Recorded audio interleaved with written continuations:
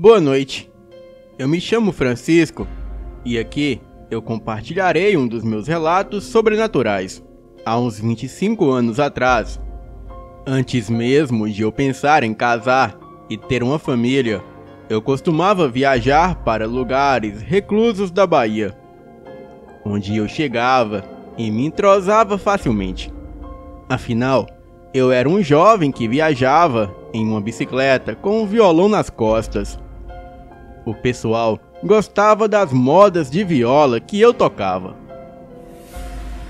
Eu já era evangélico há uns anos e já tinha visto de tudo, desde o ouro que pula de um lugar para o outro na madrugada, ao famoso lobisomem que amedronta as noites de lua cheia de muita gente. Eu fui a uma roça muito conhecida, perto da cidade, do interior que eu morava. E ali chama-se Campo Largo. Estava na fazenda de um amigo proseando, quando eu vejo um senhor vir lentamente em seu cavalo, debaixo do sol, com uma expressão assustadora. "Olá, seu Vitor, o que faz por essas bandas a essa hora?" perguntou meu compadre. "Ô Cláudio, eu vim aqui dizer que tinha razão. Aquelas terras são amaldiçoadas. Eu e a Maria não aguentamos mais aquela casa." Eu, que era curioso, olhei atentamente a face do senhor, ainda montado em seu cavalo. "Então diga o que aconteceu, homem. Estou ficando preocupado", disse o compadre Cláudio, coçando a testa. "Me desculpe, seu menino." O homem se referia a mim, mas o assunto aqui é sério. Aquele lugar é amaldiçoado. Eu e a Maria não dormimos de noite pelo batuque de panelas na cozinha, gritos assustadores na madrugada, coisas que somem, portas que batem e o converseiro. É realmente assustador. Eu já estava interessado no local. "Está me dizendo que é assombrado?" perguntei. "Sim, meu jovem, o casarão é assombrado, fora que existe um cemitério bem na frente." Retirei o violão das costas e olhei sério para o senhor Vitor, pronto para lhe fazer uma proposta. "Eu quero passar uma noite nessa casa", disse enfim, para o assombro de todos. "Mas, Francisco, o local é assombrado. Ou você tá duvidando da minha palavra, jovem?" "Não, senhor. Eu sou jovem, mas tudo quanto é aberração pelas estradas onde eu passo, eu já vi. Olha, eu sou evangélico. Deixe-me dormir essa noite lá. E passe a noite você e sua esposa aqui na casa do compadre. Eu sei que ele não irá se importar." Bem, e assim foi. Ele e a esposa já estavam acomodados na casa do Cláudio, e ao cair da noite, eu me dirigi para a casa assombrada. Acendi o fogão a lenha, sempre fui fã disso, coisas rústicas de sempre. Coloquei a carne para assar, enquanto passava um café, e tudo estava calmo, e só se ouvia os grilos lá fora. Já era 9 horas da noite, quando resolvi dormir. Realmente, eu não vi nada de estranho, até que eu ouço algo cair no andar de baixo. E além de ouvir algo cair, também escutei o som de vozes. E as vozes no andar de baixo diziam o seguinte: "Ah, Leopoldo, como é bom estar em casa. Morrer aqui é poder continuar a frequentar minha casa." E assim foi. Eu desço e nada encontro, somente as panelas caídas no chão. Eu dou de ombro e volto para o quarto. Faço a minha oração e vou dormir. É madrugada quando escuto copos e pratos caírem no chão. Acordo assustado, mas logo lembro onde estou. Bem, quem morre não volta. Eu pensei comigo mesmo de olhos fechados. Ouço a porta do quarto, aquelas portas antigas e pesadas. Neguei-me a abrir os olhos, afinal eu não tinha e nem tenho medo de assombração. Até que uma coisa segura o meu pescoço e ergue o meu corpo me sufocando. Eu arregalo os olhos e o que vejo é um monstro enorme e peludo. Não era um lobisomem, eu pensei. Ele me encara com seus olhos vermelhos brilhantes. Ele é negro, forte e grande. Eu tento me soltar daquelas mãos, até que em mente eu começo a orar. Você pode dizer que eu estou mentindo, mas na minha concepção era bem verdade.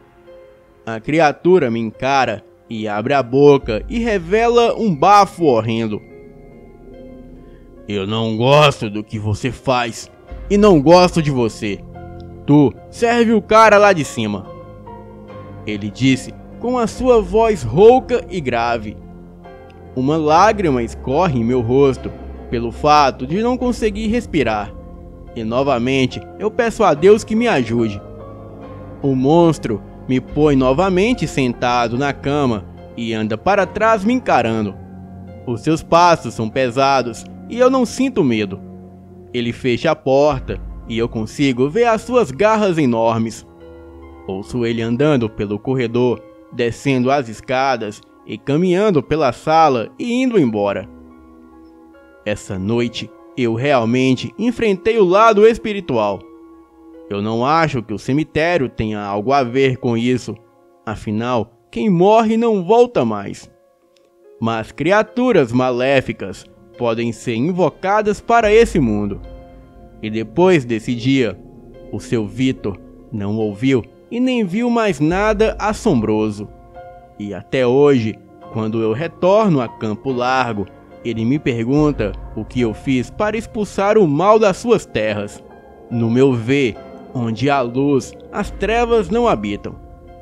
Bem, esse foi o meu relato sobrenatural. Boa noite.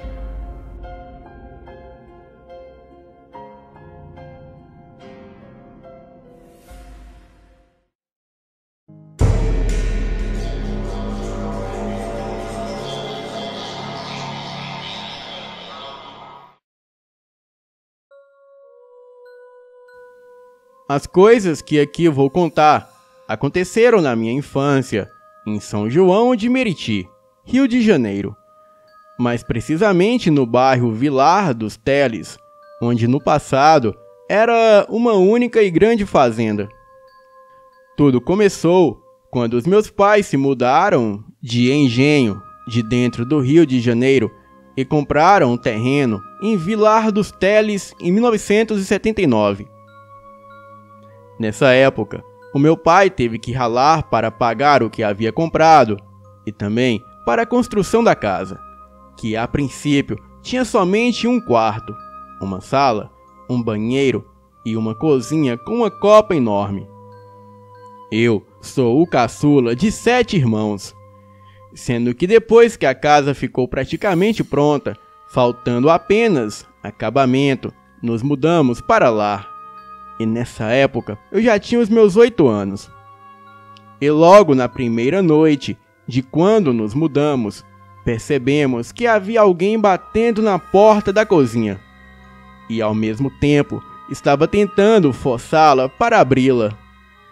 O meu pai imediatamente se armou de ferro e facas e junto com os meus irmãos se preparou para pegar quem estava tentando forçar a porta para entrar.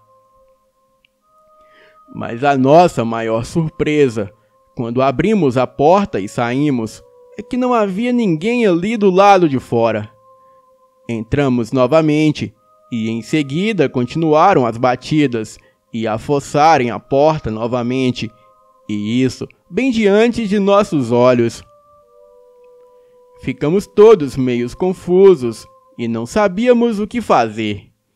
E eu, no começo, fiquei apavorado. Na manhã seguinte, nos levantamos e procuramos vestígios do que poderia ter provocado aquelas batidas e a forçar a porta, mas nada era encontrado.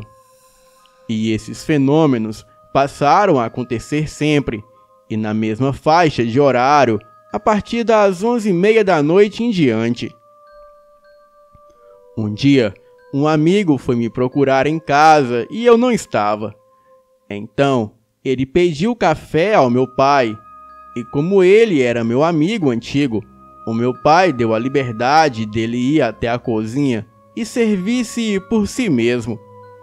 Então ele foi, mas retornou rapidamente e pálido, pois segundo nos contou, ele viu lá dentro da casa uma criatura negra com um sobretudo preto e um chapéu preto que ria para ele com uma risada macabra.